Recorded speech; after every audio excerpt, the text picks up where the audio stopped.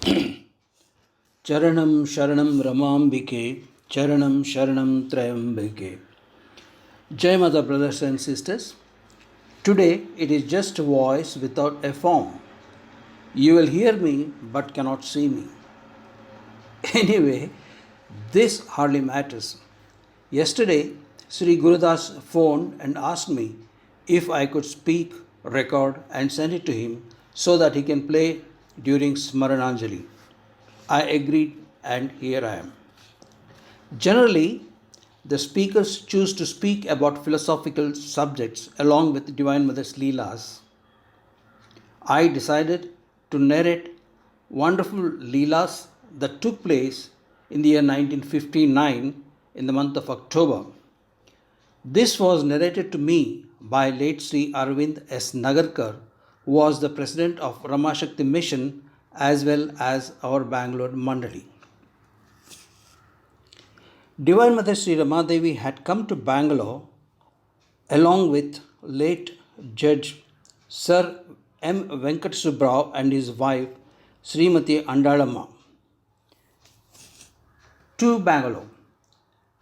Sir Venkat Subrao was a distinguished judge of Madras High Court, and both husband and wife were disciples of Divine Mother. Whenever Divine Mother visited Bangalore, public programs were held at different places. Large number of devotees, disciples, and curious persons would gather. Bhajans were held. Sometimes Divine Mother too would lead bhajans. There would be discourses, and sometimes Divine Mother would go into Samadhi. On 17th of October, this was in 1959. On 17th of October, Saturday, there was a program held at Rani Sarala Devi Educational Institute in Jayanagar. Divine Mother's discourse and bhajans by devotees and disciples was organized. And of course, a car was arranged for Divine Mother to reach the venue. The secretary of the Mandali at that time, late Dr. V. L. Kamath, asked Arvind Nagarkar to accompany and escort Divine Mother to the venue. Sri Bolar was driving the car, and only he knew where exactly the venue was. As they started, Mr. Arvind, who was sitting in the front seat, was talking to Divine Mother and getting many clarifications cleared. And Divine Mother was clarifying all his doubts with a smile.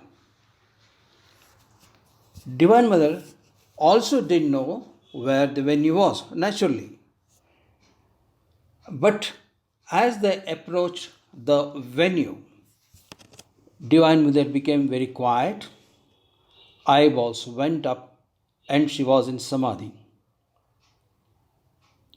The vehicle reached the venue, and Sri Arvind got down and opened the door.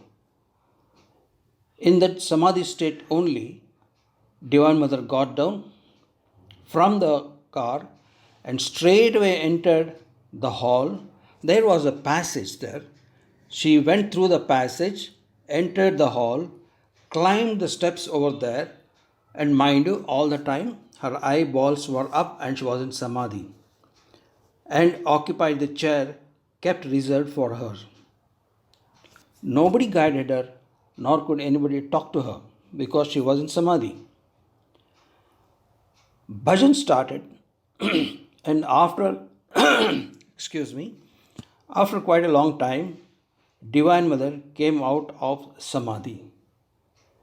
See, though the mother was in Samadhi, she could go without any interruption to the place where the program was to be held, climbing the steps, going through the passages, avoiding all obstacles on the way. This is something Arvind was telling. And now we move on to the second incident, which is very, very interesting. And as I told you, Divine Mother had come to Bangalore with Sir Venkat Subrao and his wife Andalama.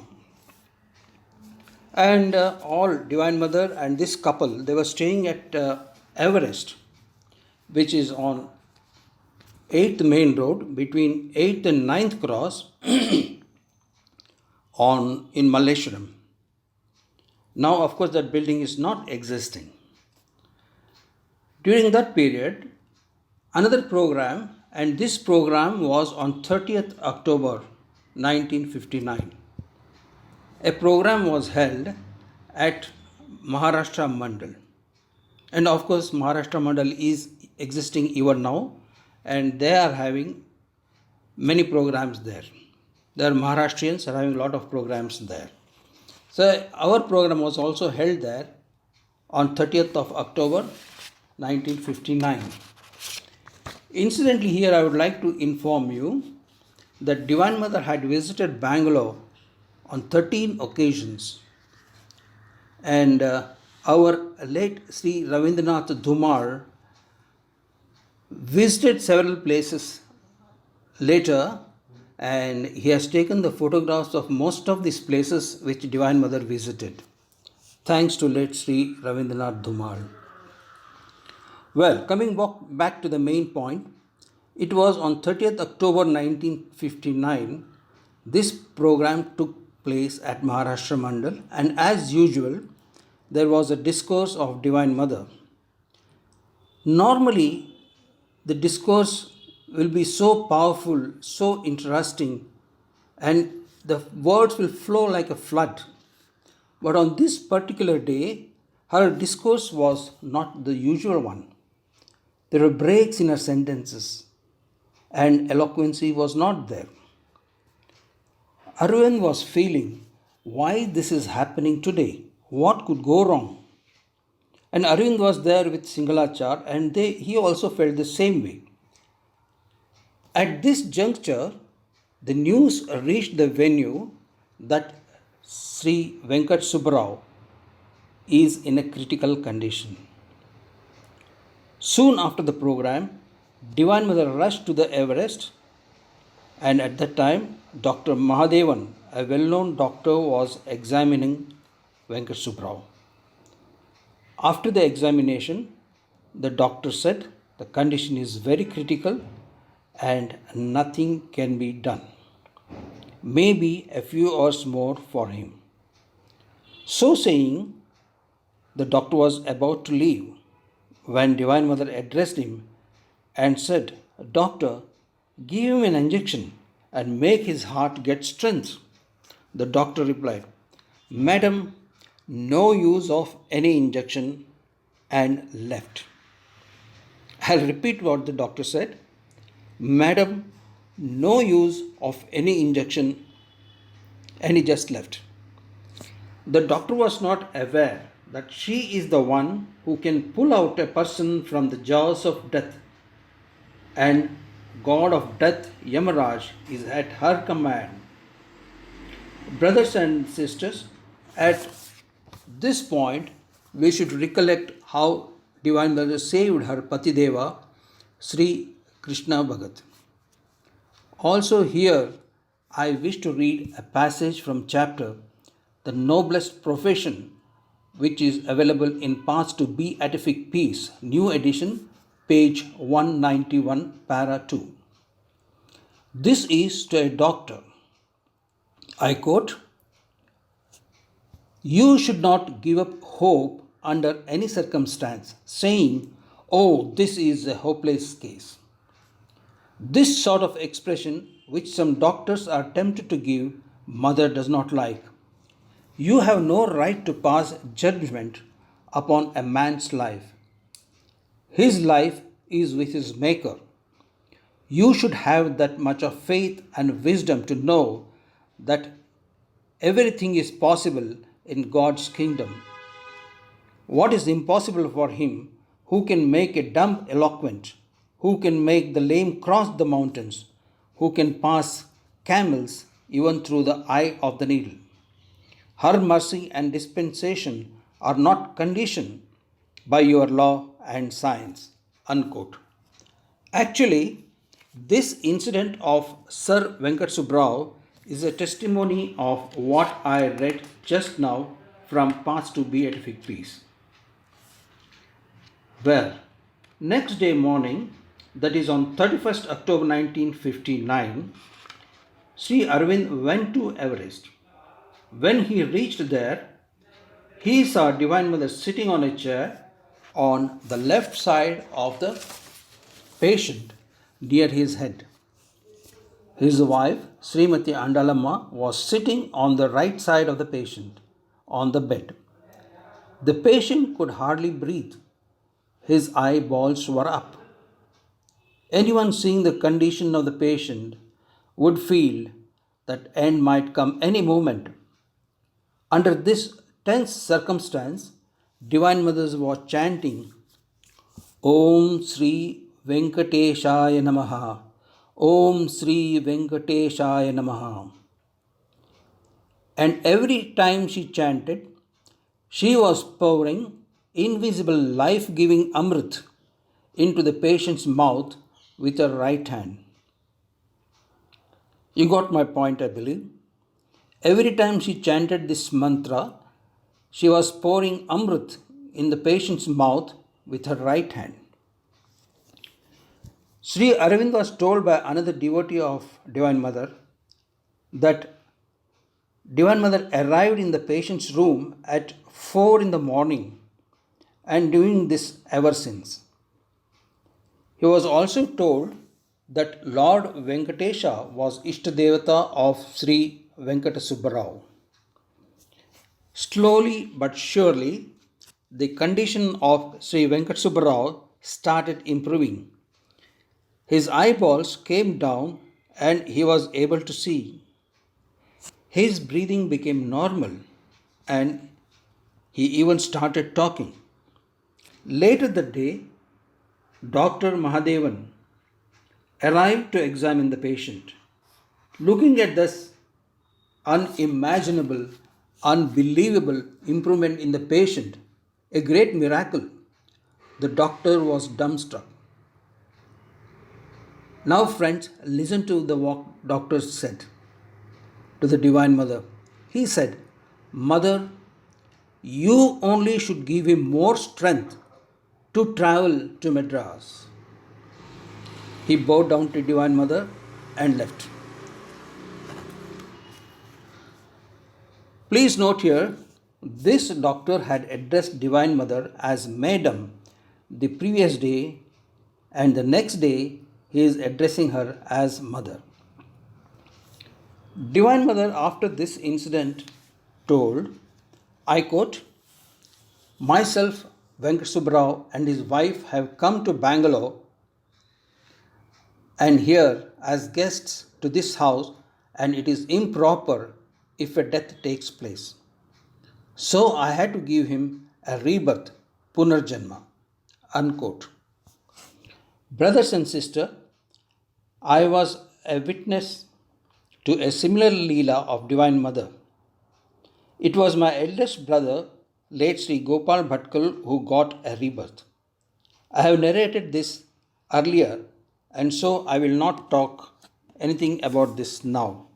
This is just to remind you that this happened in several cases. Her ways are unpredictable,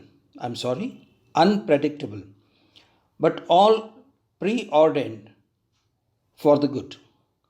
Only thing what we can do is surrender to her completely and do our duty towards Divine Mother, mission, and Mandalis. We cannot question our Guru. She is our compassionate mother and she takes care of all of us. No doubt about this. Jai Mata, brothers and sisters.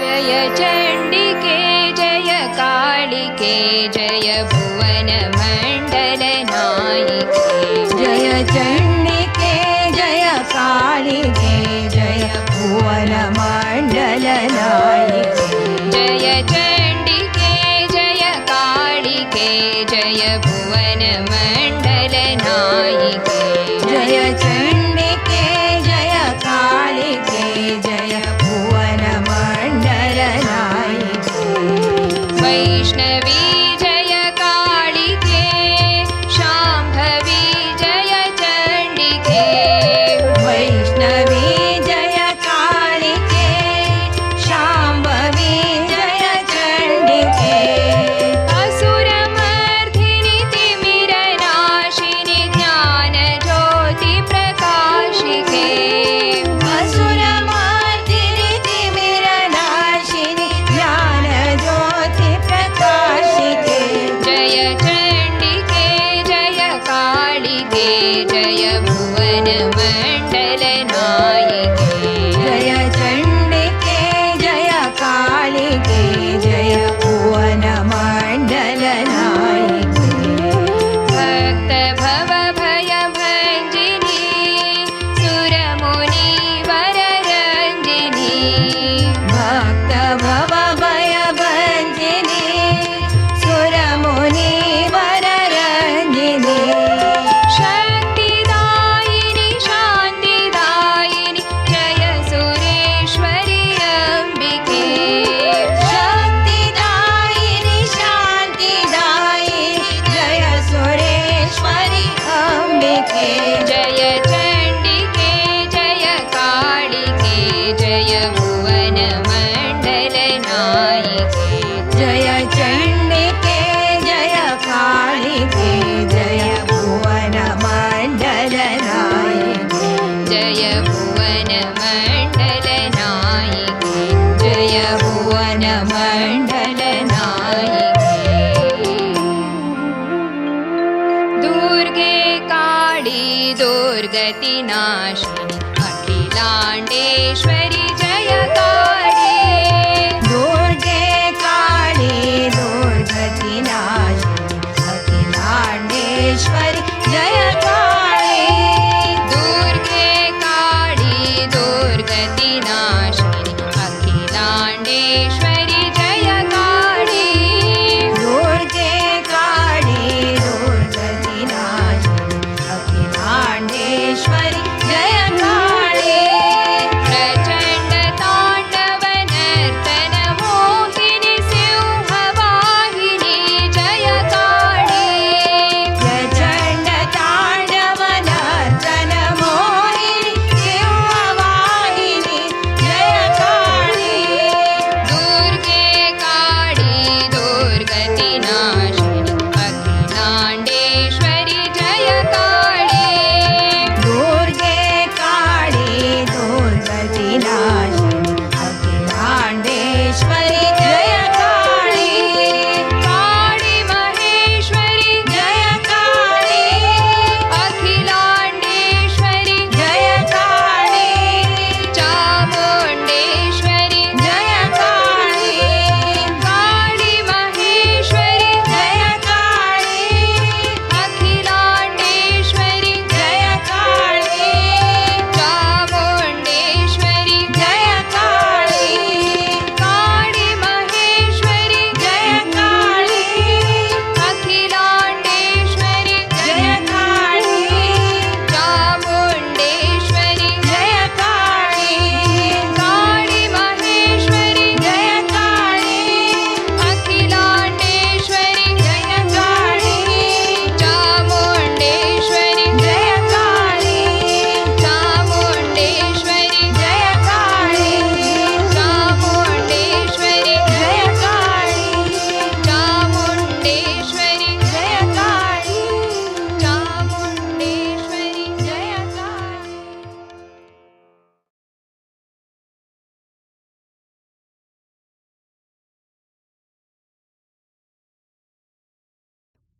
ಶರಣಂ ಶರಣಂ ರಮಾಂಬಿಕೆ ಶರಣಂ ಶರಣಂ ತ್ರಯಂಬಕೆ. ದಿವ್ಯಮಾತೆ ಶ್ರೀ ತಾರಾದೇವಿಯವರ ಬೋಧನೆ. ಸಾಕ್ಷಾತ್ ಜಗಜ್ಜನನಿಯು ಮಾನವ ದೇಹವನ್ನು ಧರಿಸಿ ಗೃಹಸ್ಥ ಧರ್ಮದಲ್ಲಿದ್ದು ಜಪ ತಪ ಅನುಷ್ಠಾನ ಕರ್ತವ್ಯಗಳೆಲ್ಲವನ್ನು ಮಾಡಿ ಘೋರವಾದ ತಪಸ್ಸನ್ನು ಗೈದು ನಿರ್ವಿಕಲ್ಪ ಸಮಾಧಿಯನ್ನು ಗಳಿಸುವ ಮಾರ್ಗವನ್ನು ವಿಧಾನವನ್ನು ತಾವೇ ಆಚರಿಸಿ ತೋರಿಸಿಕೊಟ್ಟರು. ಪರಬ್ರಹ್ಮ ಸ್ವರೂಪಿಣಿ ಜಗನ್ಮಾತೆಗೆ ತಪಸ್ಸನ್ನಾಚರಿಸುವ ಅವಶ್ಯಕತೆ ಇತ್ತೇ? ಇಲ್ಲ. ವಯಸ್ಸಿನ 3ನೇ ವರ್ಷದಲ್ಲಿ ಇರುವಾಗಲೇ ತಮ್ಮ ನಿಜ ಸ್ವರೂಪದ ದೇವತ್ವದ ಆ ಜ್ಞಾನವು ಅವರಲ್ಲಿತ್ತು. ಆದಿಪರಾಶಕ್ತಿ ಮೂಲ ಸ್ವರೂಪಿಣಿಯಾಗಿರುವ ಯಾರಿಂದ ಓಂಕಾರನಾದ ಉದ್ಭವಿಸಿತೋ, ಯಾರಿಂದ ಈ ಸೃಷ್ಟಿ ಎಲ್ಲವೂ ಬಂದಿತೋ, ಅಗ್ನಿ ಸೂರ್ಯನಿಗೆ ತೇಜಸ್ಸು, ಸಮಸ್ತ ಪ್ರಾಣಿಗಳಲ್ಲಿರುವ ಬ್ರಹ್ಮ ಚೈತನ್ಯ ಎಲ್ಲಿಂದ ಬಂದಿತೋ, ಮಹಾಶಕ್ತಿ ಸ್ವರೂಪಿಣಿಯೇ ಅವತಾರವೆತ್ತಿ ಬಂದಾಗ ಅವರಿಗೆ ತಪಸ್ಸಿನ ಅವಶ್ಯಕತೆ ಯಾಕಿರುವುದು? ಅಂಥ ಜಗದ್ಗುರುವು ಕರುಣಿಸಿಕೊಟ್ಟಂಥ ಆ ರತ್ನವನ್ನು ಜತನವಾಗಿ ಇಡಬೇಕು. ಅದೇ ಪ್ರತಿಯೊಬ್ಬರನ್ನು ಸಾಕ್ಷಾತ್ಕಾರದ ಮಾರ್ಗದಲ್ಲಿ ಒಯ್ಯುವುದು. ಪ್ರತಿಯೊಬ್ಬರಲ್ಲಿ ಪ್ರಕಾಶಿಸುತ್ತಿರುವ ಆ ಬ್ರಹ್ಮಚೈತನ್ಯವು ಗುರು ಕೊಡುವ ಆ ಮಹಾವಾಕ್ಯದಲ್ಲಿ ಅಡಕವಾಗಿರುವುದು. ಹಾಲಿನಲ್ಲಿರುವ ಬೆಣ್ಣೆಯಂತೆ ಮನುಷ್ಯನಲ್ಲಿ ಆತ್ಮವು ಗುಪ್ತವಾಗಿ ಇದೆ. ಅದನ್ನು ಒಮ್ಮೆ ಗುರುವಿನಿಂದ ತಿಳಿದ ಮೇಲೆ ನಿತ್ಯ ನಿಷ್ಠೆಯಿಂದ ಅನುಷ್ಠಾನಗೈದು ಸ್ಥೂಲ ಸೂಕ್ಷ್ಮ ಕಾರಣ ಶರೀರವೆಂಬ ಈ ದ್ವಾರಗಳನ್ನು ದಾಟಿ ಸಹಸ್ರದಳ ಪದ್ಮದಲ್ಲಿ ಹೋಗಿ ಐಕ್ಯವಾಗಬೇಕು. ಇದಕ್ಕಾಗಿಯೇ ಹಿಂದಿನ ಋಷಿಗಳು ತಪಸ್ಸನ್ನು ಮಾಡುತ್ತಿದ್ದರು. ಇದನ್ನೇ ಮಾತೆಯವರು ಅತಿ ಸುಲಭವಾಗಿ ಕಾಣಿಸಿಕೊಟ್ಟರು. ಮಾತೆಯವರು ಮಾಡಿದ ಆ ತ್ಯಾಗದ ಪ್ರಭೆ ಶಾಶ್ವತವಾಗಿ ಅಖಂಡವಾಗಿ ಇರುವುದು. ಇದನ್ನೇ ತಿಳಿಯಬೇಕು. ಇಂತಹ ಘೋರ ಪರಿಶ್ರಮ ದೇವರಿಗೆ ಏಕೆ ಬೇಕಿತ್ತು? ಅವರು ಪ್ರೇಮ ತ್ಯಾಗ ವೈರಾಗ್ಯದ ಮೂರ್ತಿ. ಅಜ್ಞಾನದಲ್ಲಿ ತೊಳಲಾಡುತ್ತಿದ್ದ ಜೀವನನ್ನು ಮುಕ್ತಗೊಳಿಸಲಿಕ್ಕಾಗಿಯೇ ಅನಂತ ಪ್ರೇಮದಿಂದ ಪರಮಾತ್ಮನು ಅವತರಿಸುವನು. ಆ ಸಂದರ್ಭದಲ್ಲಿ ಸದಾಕಾಲ ಪರಮಾತ್ಮನಲ್ಲಿ ಅತಿರೇಕ ಪ್ರೇಮದಿಂದ ದೇವಾ ದೇವಾ ಎಂದು ಆ ಪವಿತ್ರ ಪ್ರೇಮ ಬಾಂಧವ್ಯವನ್ನು ಮಾಡಿಕೊಳ್ಳಬೇಕು. ಅದೇ ಭಕ್ತಿ. ಅಷ್ಟಾಂಗ ಯೋಗದಲ್ಲಿ ಆದರೆ ದೃಶ್ಯಾಕಾರವಾದ ಈ ಜಗತ್ತನ್ನು ವಿಸ್ಮರಿಸಿ ಸ್ವಸ್ವರೂಪಾನುಸಂಧಾನ ಮಾಡುವುದು. ಈ ಜಗತ್ತು ಮಿಥ್ಯ, ಪರಮಾತ್ಮನೊಬ್ಬನೇ ಸತ್ಯ, ಇದರಲ್ಲಿ ಯಾವ ಸುಖವಿಲ್ಲ ಎಂದು ತಿಳಿದು ತಾನೇ ಆತ್ಮನೆಂದು ಆ ಮಹಜ್ಯೋತಿಯಲ್ಲಿ ಒಂದಾಗುವುದು. ಮಾತೆಯವರ ಜೀವನವೆಂದರೆ ಸಾಧಾರಣವಲ್ಲ. ಅದು ಎಲ್ಲಕ್ಕೂ ಅತೀತವಾದ ಅತಿ ಆಳವಾದ ವಿಷಯ. ಅದನ್ನೇ ಸದಾಕಾಲ ಚಿಂತಿಸುತ್ತಿರಬೇಕು. ಅಗ್ನಿ ಸ್ವರೂಪವಾಗಬೇಕಾದರೆ ಅಗ್ನಿಯಲ್ಲೇ ಬೀಳಬೇಕು. ಎಲ್ಲರಲ್ಲಿರುವ ಆತ್ಮಶಕ್ತಿಯು ಒಂದೇ ರೂಪವಾಗಿದೆ. ಇದು ಅತ್ಯಂತ ಘನಗಂಭೀರವಾದ ಎಲ್ಲಕ್ಕೂ ಅತೀತವಾದ ತತ್ವವಾಗಿದೆ. ಇದನ್ನೇ ಮಾತೆಯವರು ಗೃಹಸ್ಥ ಧರ್ಮದಲ್ಲಿದ್ದವರಿಗೆ ಕೊಟ್ಟರು. ಮಾತೆಯವರು ತಮ್ಮ ಎಲ್ಲ ಶಕ್ತಿಗಳನ್ನು, ದೈವಿಕ ಶಕ್ತಿಗಳನ್ನು ಗುಪ್ತವಾಗಿಟ್ಟು ಸರ್ವರ ಮೇಲೆ ಸಮಾನವಾದ ಪ್ರೇಮವನ್ನು ಮಾಡಿದರು. ಹೃದಯವು ಪರಿಶುದ್ಧವಾಗಬೇಕು, ಬುದ್ಧಿಯು ಪಕ್ವವಾಗಬೇಕು. ಮಲಿನವಾದ ಮನಸ್ಸು ದೇವರಿಗೆ ಒಪ್ಪುವುದಿಲ್ಲ. ಆದುದರಿಂದ ಪರಿಶುದ್ಧವಾದ ಹೃದಯವನ್ನು ಅರ್ಪಿಸಬೇಕು. ವಾಸನೆಗಳೇ ಜನ್ಮ ಮರಣಕ್ಕೆ ಕಾರಣವಾಗುತ್ತದೆ. ಆದ್ದರಿಂದ ವಾಸನಾಕ್ಷಯ ಮನೋಲಯವಾಗದೆ ಆತ್ಮ ಸಾಕ್ಷಾತ್ಕಾರವಾಗುವುದಿಲ್ಲ. ಮನಸ್ಸು ಬೇಡವಾದುದನ್ನು ಇಚ್ಛಿಸುತ್ತದೆ, ಇದೇ ವಾಸನೆ. ಆದ್ದರಿಂದ ಇಚ್ಛೆಗಳು ಸದಿಸ್ಸೆಯಾಗಿ ವಾಸನೆಯು ಸದ್ವಾಸನೆಯಾಗಬೇಕು. ಅದು ಜೀವನನ್ನು ಪರಮಾತ್ಮನೆಡೆಗೆ ಒಯ್ಯುವುದು. ಒಬ್ಬ ಮಹಾತ್ಮನು ಇದ್ದರೆ ಸಾಕು, ಇಡೀ ಲೋಕವೇ ಉದ್ಧಾರವಾಗುವುದು. ಮಾರುತಿಯಿಂದ ಇಡೀ ವಾನರ ಕುಲವೇ ಉದ್ಧಾರವಾಯಿತು. ಜಟಾಯುವಿನಿಂದ ಇಡೀ ಪಕ್ಷಿಕುಲವೇ ಉದ್ಧಾರವಾಯಿತು. ಸದಾಕಾಲ ಪರಮಾತ್ಮನ ಅನುಸಂಧಾನವನ್ನು ಮಾಡಬೇಕು. ಸಮತ್ವ ಭಾವದಲ್ಲಿರಬೇಕು. ಆಗ ಬೆಣ್ಣೆಯು ಉಷ್ಣತೆಯಿಂದ ಕರಗಿದಂತೆ ವಾಸನೆ, ವಿಕ್ಷೇಪ, ದುರ್ಗುಣಗಳೆಲ್ಲವೂ ವಿರಹತಾಪ, ಅನುತಾಪ, ಪಶ್ಚಾತ್ತಾಪ ಇಲ್ಲವೇ ವೈರಾಗ್ಯದ ತಾಪದಿಂದ ದಗ್ಧವಾಗಿ ಹೋಗುವುದು. 3ನೇ ವರ್ಷದಲ್ಲಿಯೇ ದಿವ್ಯಮಾತೆಯವರು ಆತ್ಮತತ್ವವನ್ನು ಬೋಧಿಸಿದ್ದಾರೆ. ತಾವು ಬಂದ ಕಾರ್ಯವನ್ನು, ತಮ್ಮ ನಿಜ ಸ್ವರೂಪದ ಬೋಧವನ್ನು ತಿಳಿದಿದ್ದರೂ ತಮ್ಮ ದೇವತ್ವವನ್ನು ಒಂದು ಬದಿಗಿಟ್ಟು ಕೇವಲ ಒಂದು ಶಿಶುವಿನಂತೆ ಇದ್ದರು.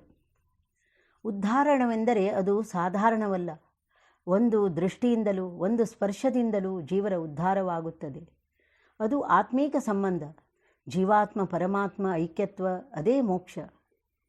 ಅನುದಿನವೂ ಸ್ಮರಣೆಯನ್ನು ಮಾಡುತ್ತಿರಬೇಕು. ಕರ್ಮಗಳನ್ನು ಫಲಾಪೇಕ್ಷೆ ಇಲ್ಲದೆ ಸಮರ್ಪಣಾ ಬುದ್ಧಿಯಿಂದ ಮಾಡಿ ತಮ್ಮ ನಿಜ ಸ್ವರೂಪದ ಬೋಧವಿದ್ದು ವಿವೇಕವನ್ನು ಮುಂದೆ ಇಟ್ಟು ಹೋದರೆ ಅವನಿಗೆ ಜಯ. ಅವನು ಸುರಕ್ಷಿತನಾಗಿರುತ್ತಾನೆ. ಕಾರಣ ವಿವೇಕವೇ ದೇವರು. ದೇವರ ವಚನವೇ ವೇದವಾಕ್ಯವೆಂದು ತಿಳಿದು ಅದನ್ನು ಶಿರಸಾವಹಿಸಿ ಅದನ್ನೇ ನೆನೆದು ಅವನು ಆನಂದವನ್ನು ಅನುಭವಿಸುತ್ತಾನೆ. ಅವನಿಗೆ ಸ್ವಪ್ನವೂ ಜಾಗೃತವೂ ಒಂದೇ ಆಗುತ್ತದೆ.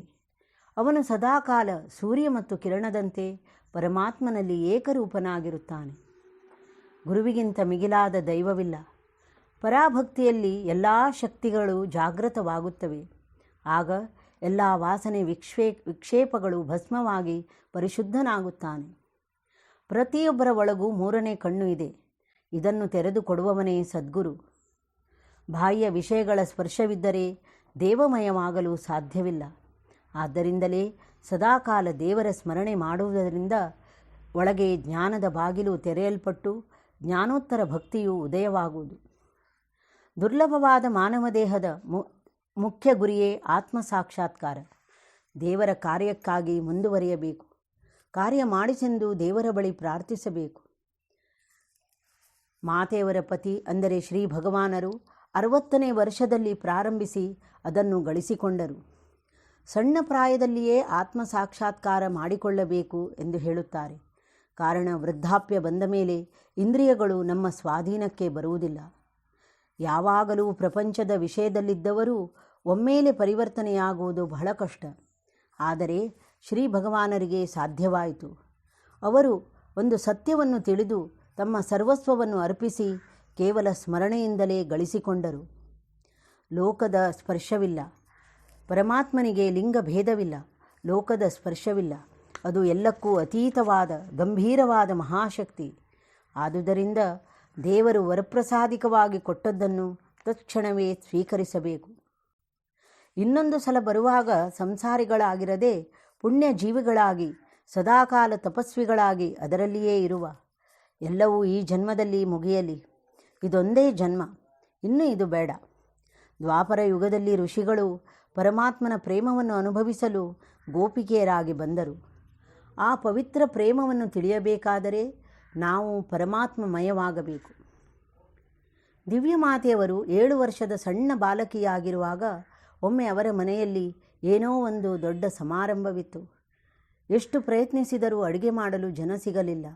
ಆಗ ಒಂದು ಮೂಡೆ ಅಕ್ಕಿಯನ್ನು ಮಾತೆಯವರು ಮತ್ತು ಅವರ ಸೋದರತ್ತೆ ಅಂದರೆ ತಂದೆಯವರ ಅಕ್ಕ ಸೇರಿ ಕಡೆದರಂತೆ. ಆ ಅತ್ತೆಯವರು ಯಾವಾಗಲೂ ಮಾತೆಯವರನ್ನು ಚೆನ್ನಾಗಿ ವೀಕ್ಷಿಸುತ್ತಿದ್ದರು. ಮಾತೆಯವರು ಸಣ್ಣ ಬಾಲಕಿಯಾಗಿದ್ದರೂ ಎಷ್ಟೋ ದಿನ ಉಪವಾಸವಿರುತ್ತಿದ್ದರು. ಕರೆದುಕೊಟ್ಟರೆ ವಿನಃ ತಾವಾಗಿ ಬಂದು ಏನನ್ನೂ ಕೇಳುತ್ತಿರಲಿಲ್ಲ. ಆದರೂ ಸುಂದರ ಮುಖವು ಎಂದಿಗೂ ಬಾಡುತ್ತಿರಲಿಲ್ಲ. ಸದಾ ಪ್ರಸನ್ನತೆಯಿಂದ ಕೂಡಿದ್ದು ಶಾಂತರಾಗಿರುತ್ತಿದ್ದುದನ್ನು ನೋಡಿ ಈ ಎಲ್ಲ ವಿಷಯಗಳನ್ನು ಸೋದರತ್ತೆಯವರು ಆಗಾಗ ಮಾತೆಯವರ ತಂದೆಯವರಿಗೆ ತಿಳಿಸುತ್ತಿದ್ದರು. ಒಮ್ಮೆ ದಿವ್ಯ ಮಾತೆಯವರ ಮನೆಯಲ್ಲಿ ಮಾತೆಯವರ ತಂದೆಯ ತಾಯಿ ಅಂದರೆ ಅಜ್ಜಿ ಮತ್ತೊಬ್ಬರು ವಯಸ್ಸಾದವರೊಬ್ಬರಿದ್ದರು. ಎಂದಿನಂತೆ ಅವರಿಬ್ಬರು ಊಟ ಮುಗಿಸಿ ಜಗಲಿಯ ಮೇಲೆ ಎಲೆಯಡಿಕೆ ತಿನ್ನಲು ಕುಳಿತುಕೊಂಡಿದ್ದರು. ಆಗ ಪಕ್ಕನೆ ಸಣ್ಣ ಬಾಲಕಿಯಾದ ರಮೆಯು ಅವರ ಹತ್ತಿರ ಬಂದು ಅವರಿಗಾಗಿ ಅಡಿಕೆಯನ್ನು ಕುಟ್ಟಿ ಎಲೆಯಲ್ಲಿ ಹಾಕಿ ತಾನೇ ಸ್ವತಃ ಅವರ ಬಾಯಲ್ಲಿಯೂ ಹಾಕಿ ತಿನ್ನಿಸಿದಳು. ಮತ್ತು ಯಾವುದೋ ಒಂದು ದಿವ್ಯ ಪ್ರೇಮೋನ್ಮಾದದಿಂದ ಅವರನ್ನು ಅಪ್ಪಿಕೊಂಡು ಇಬ್ಬರನ್ನೂ ತಮ್ಮ 2 ಕೈಗಳಿಂದ ಹಿಡಿದು ಕುಣಿಯತೊಡಗಿದಳು. ಎಂಥ ಆಶ್ಚರ್ಯಕರವಾದ ಲೀಲೆ! ಆ ಮುದುಕಿಯರಿಬ್ಬರೂ ದಿವ್ಯ ಸ್ಪರ್ಶ ಮಾತ್ರದಿಂದಲೇ ಸಕಲ ದೇಹ ಭಾವವನ್ನೇ ವಿಸ್ಮರಿಸಿ ಹೋದರು.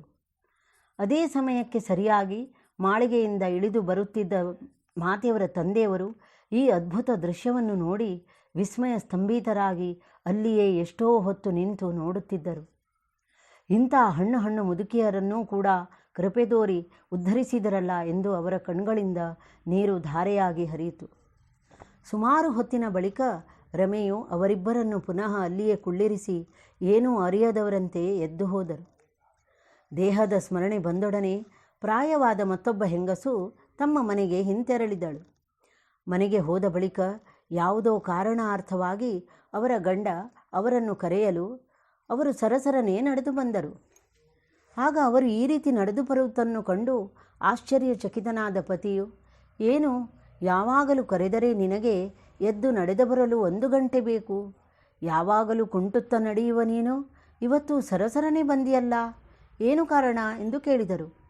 ಕಾರಣ, ಆ ಮುದುಕಿಗೆ ಎಷ್ಟೋ ವರ್ಷಗಳಿಂದ ಮಂಡಿ ನೋವು ಇದ್ದು ಅವರಿಗೆ ನೆಟ್ಟಗೆ ನಿಂತು ನಡೆಯಲು ಸಾಧ್ಯವೇ ಆಗುತ್ತಿರಲಿಲ್ಲ.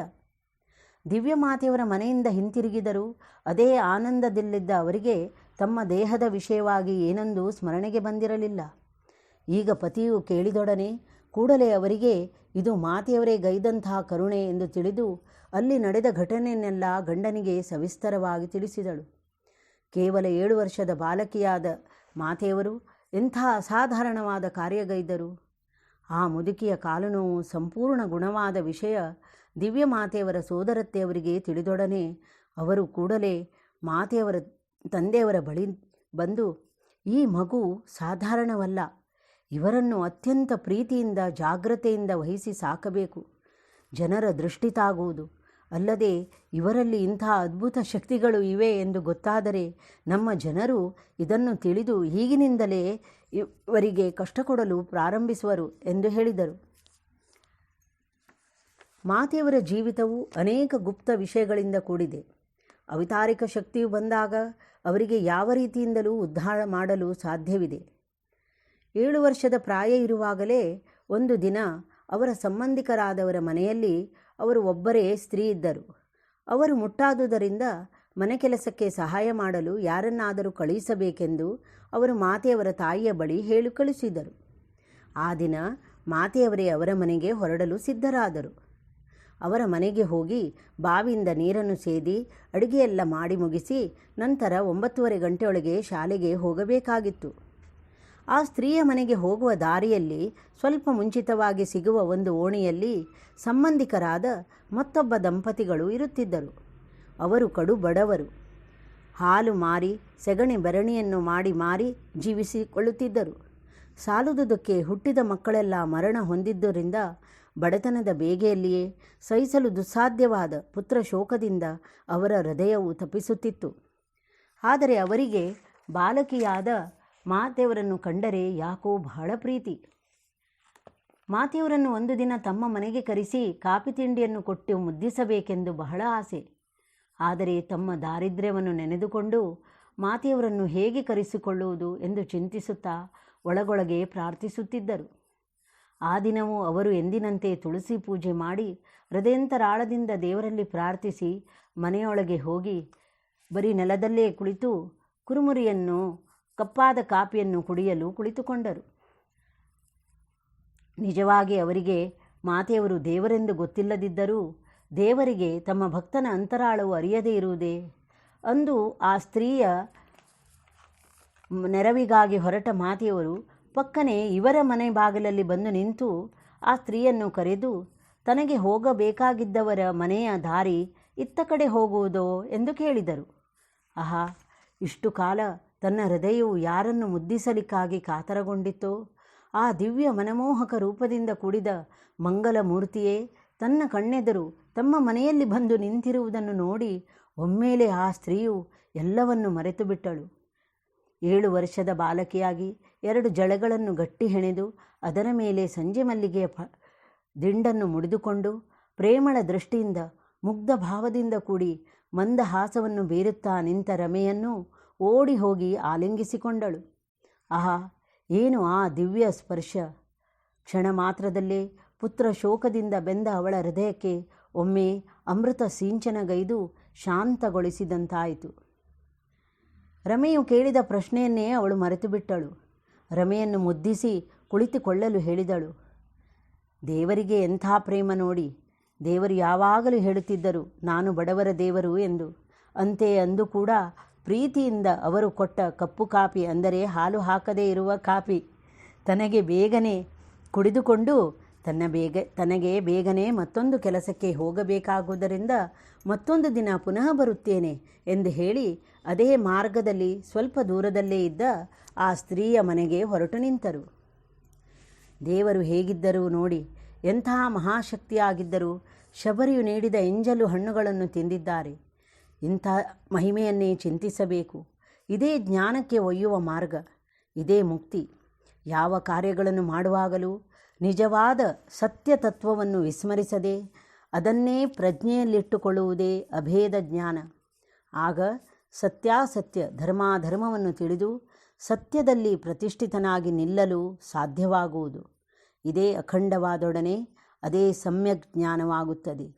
ಆಗ ಜೀವನು ಕಣ್ಗಳನ್ನು ತೆರೆದಿದ್ದರೂ ದೃಶ್ಯ ರೂಪಗಳು ಕಾಣುವುದಿಲ್ಲ, ಶಬ್ದಗಳಾದರೂ ಕಿವಿಯಿಂದ ಕೇಳುವುದಿಲ್ಲ. ಅವನು ಬೊಂಬೆಯ ಹಾಗೆ ಇರುತ್ತಾನೆ. ಲೋಕದ ಯಾವ ಸಂಬಂಧವೂ ಇರುವುದಿಲ್ಲ. ಹಾಗೆಂದು ನಿಷ್ಠುರನಾಗುವುದಿಲ್ಲ.